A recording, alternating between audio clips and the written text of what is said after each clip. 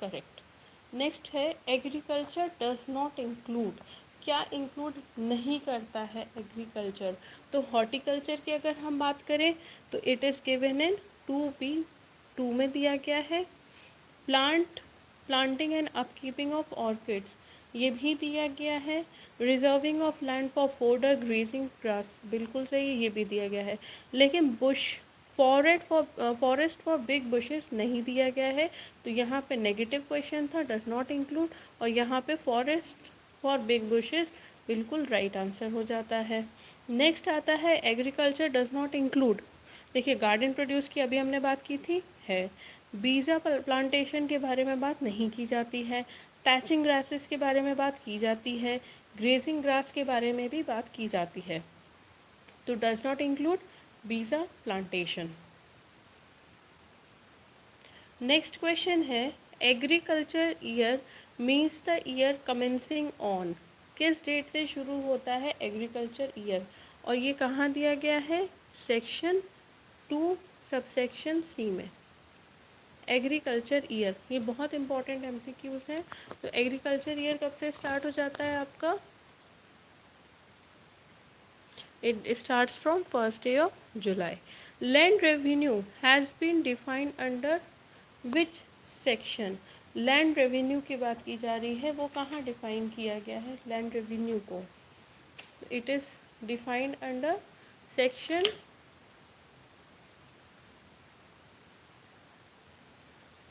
2(1)(m)(1) में define किया गया है, और ये ऐड किया गया था बाय एमपी अमेंडमेंट एक्ट 2018 से इंसर्ट किया गया था। रेंट का मीनिंग क्या होता है according to section 2(1)(t) in MPLRC? तो रेंट का मीनिंग क्या होता है? क्वेश्चन नंबर 9 का करेक्ट आंसर क्या होगा? रेंट का मीनिंग क्या होता है according to MPLRC?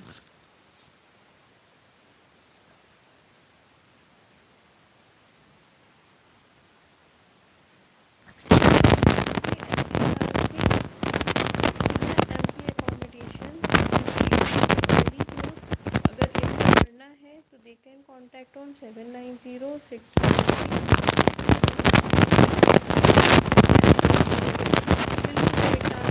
Whatever is paid for is payable. Next question is date of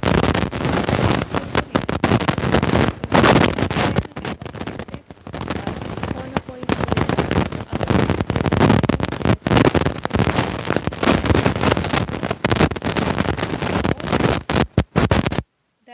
official gazette ये लिखा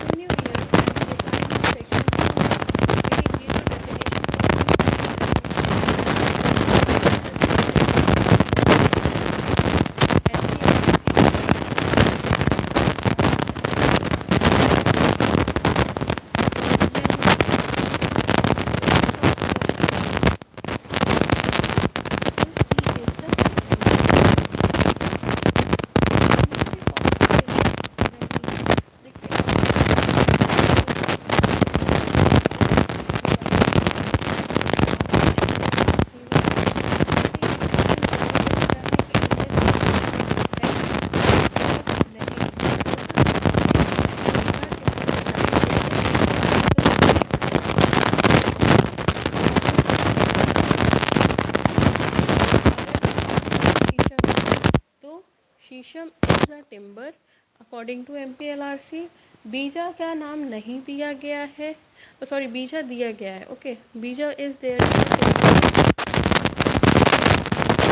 रोहित का नाम दिया गया है इन द टिम्बर लिस्ट या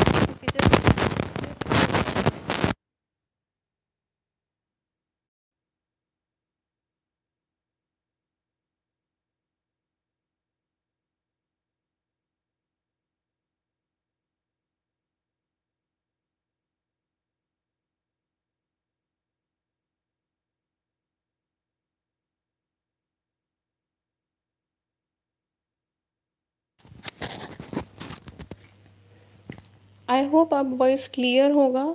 अगर वॉइस क्लियर है तो प्लीज़ लेट मी नो।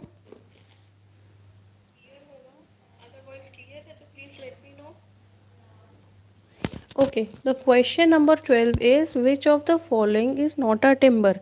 कौन टिम्बर नहीं है इनमें से? ओके, तो टिम्बर को डिफाइन बताया गया है in section 2Z1। Okay okay Rohit, 2Z1 में बताया है। तो अगर हम अपने ऑप्शंस देखते हैं और MPLRC देखते हैं तो शीशम टिम्बर है, बीजा भी टिम्बर है और चंदन भी टिम्बर है।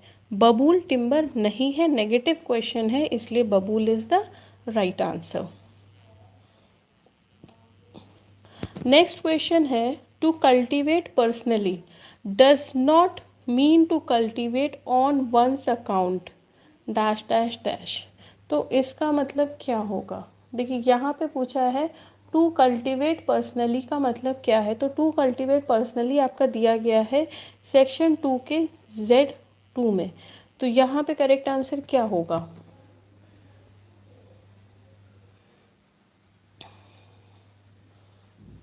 फर्स्ट ऑप्शन अगर हम देखते हैं जहाँ पे family member by the labour of any member of one's family, मतलब खुद की फैमिली मेम्बर के लेबर्स कर रहे हैं, तो बिल्कुल it is to cultivate personally.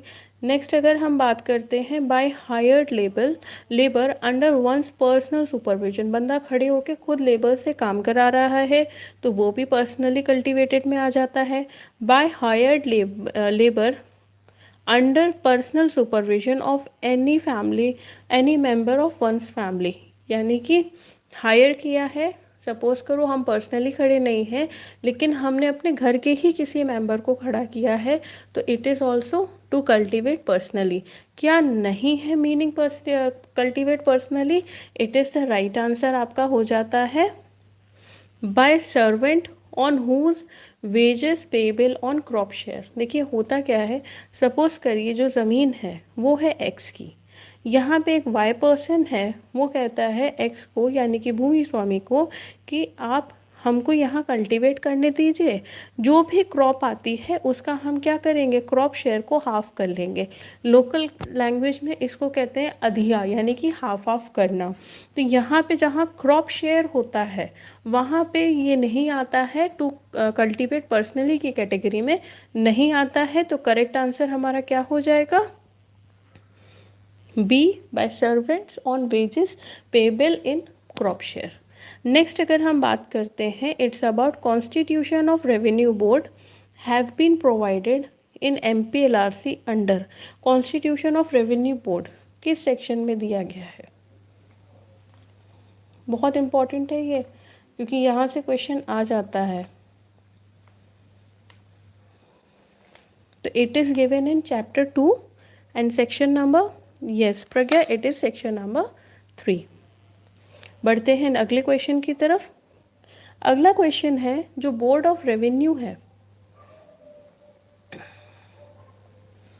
Board of revenue, sorry, board of revenue is, तो जो बोर्ड ऑफ रेवेन्यू है वो क्या है? अ रेवेन्यू ऑफिसर है, both court and a revenue officer, revenue court है, या एक एन एग्जीक्यूटिव ऑफिसर है? What will be the correct answer?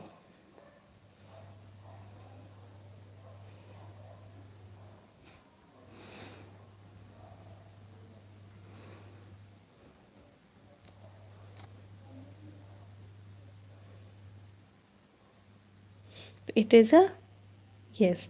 It's C. Yes. No, Rohit. It's not revenue officer. It's the revenue court.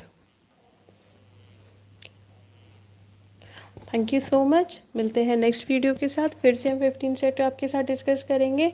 अगर किसी को भी MPLRC या accommodation में प्रॉब्लम हो रही है, they can take our course. Number is 7906337226।